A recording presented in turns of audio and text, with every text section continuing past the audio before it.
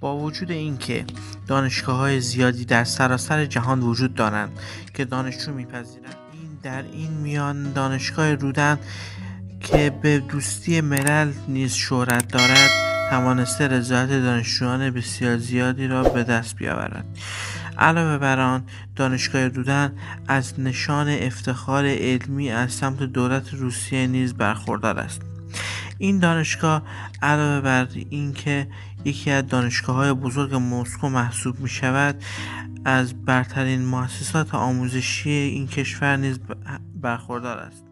از بزرگترین مؤسسات آموزشی این کشور نیز میباشد که دارای بالاترین مراکز علمی است.